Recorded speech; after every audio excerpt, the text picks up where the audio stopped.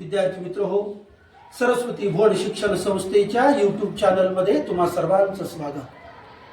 मित्र हो, गणित विषयामध्ये सर्कल वर्तुळ हा एक चॅप्टर असा आहे की तो वर्ग 5वी पासून ते 10वी पर्यंत आपल्या अभ्यासक्रमामध्ये आहे।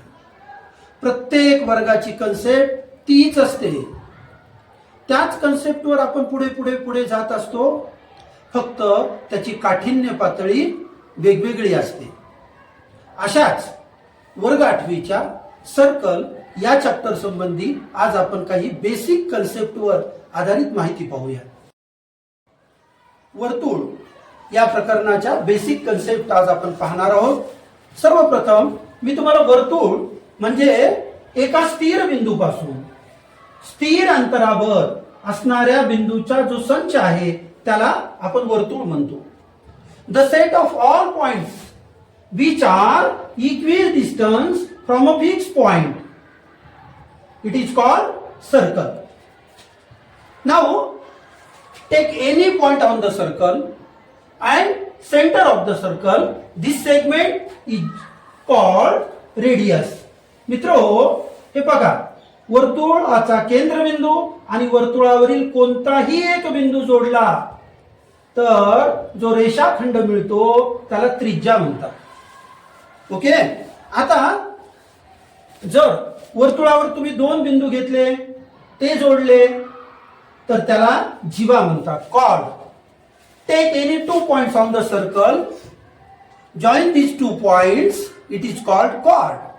When this chord is passing through center of the circle, जर ती जीवा वर्तुळाच्या केंद्रबिंदूतून जात असेल तर त्याला आपण व्यास म्हणतो, आणि हा व्यास त्रिज्येच्या दुप्पट असतो। मित्रो, तुम्ही जर तुमच्या लक्षात येईल हे पाहिल्यानंतर ही त्रिज्येच्या दुप्पट व्यास असतो, म्हणजे वर्तुळाची सगळ्यात मोठी जीवा म्हणजे त्याचा व्यास असतो।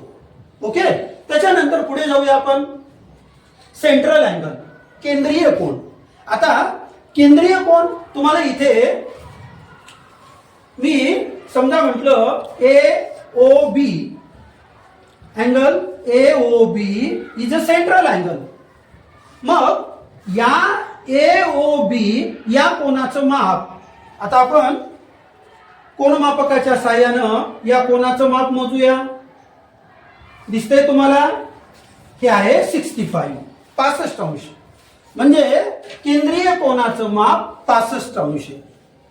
आता या केंद्रीय कोनामुळे त्याचं जे माप झालेलं असतं 65 अंश, त्याचं माप आणि हा जो लघु कंस आहे मायनर आर्क, त्याचं माप हे सारखं असतं, म्हणजे लघु कंसाचं माप आणि केंद्रीय कोनाचं माप सारखं असतं। मग आता हा जो आहे इथे ODC हा जो भाग आहे वर्तुळाचा राहिलेला भाग, त्याला विशाल वर्तुळ कंस म्हणतात। त्याच्यानंतर अर्धवर्तुळ कंस। अर्धवर्तुळ कंस मित्रो, तुम्हाला हे प्रोटेक्टर दिसतं, कोनमापक दिसतं, हे बरोबर अर्धवर्तुळ आहे, म्हणून अर्धवर्तुळ कंसाचं माप असतं 180 अंश। ओके, ठीक आहे।